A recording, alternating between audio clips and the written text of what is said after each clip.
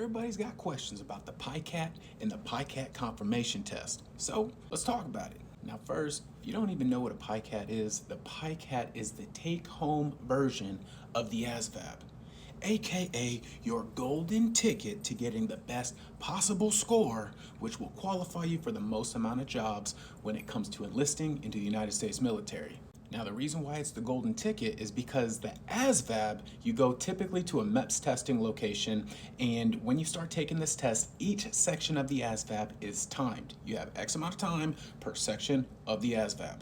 Whereas on the PiCAT, you can take it home or at your recruiter's office, however, but the recruiter essentially sends you a link, you click on the link, it's tied to your social security number, so you can only ever take the PiCAT once, but you can take it at home, relaxed environment, take your time, and pick truly the best answer instead of feeling rushed and clicking C all the way through the test. And did I mention that the PiCAT is unproctored? I would, of course, not encourage anybody to cheat on the PiCAT. And here's why. Because when you complete the PiCAT, you will then have to go to the MEPS testing location and verify or validate your score. So when you take the validation test, you're going to see questions and they're going to ask you questions that you should have already seen on the PiCAT when you originally took it. Now let me explain on how this works, because this is exactly where people throw their golden ticket of the PiCAT straight into the garbage. Make sure you guys listen to this. A lot of recruiters will explain the PiCAT like this. Hey, I'm gonna send you a link, take your time, don't cheat, so on and so forth, but get the best score possible. And when you're done, we're gonna send you to MEPS so that you can confirm your score.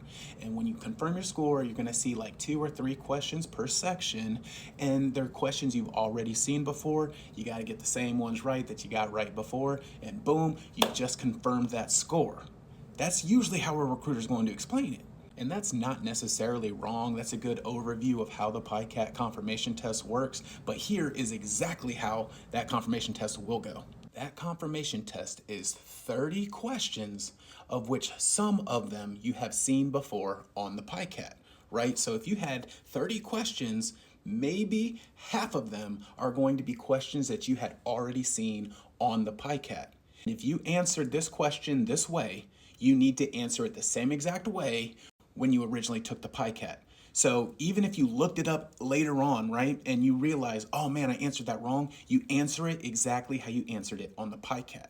All right, for any question on the validation test that you've seen on the PiCAT, you answer it the same exact way as you originally answered it, whether that is right or wrong. Now, the reason why you should not be cheating on this PiCAT is because roughly half of those questions are going to be similar to correct answers that you answered on the PiCAT. Meaning, if you see a question on the PiCAT that says, what is the area of this rectangle when the length is this number and the width is this number, and you looked it up and you got the answer and you answered it correctly, right? So you might see that question on that confirmation test.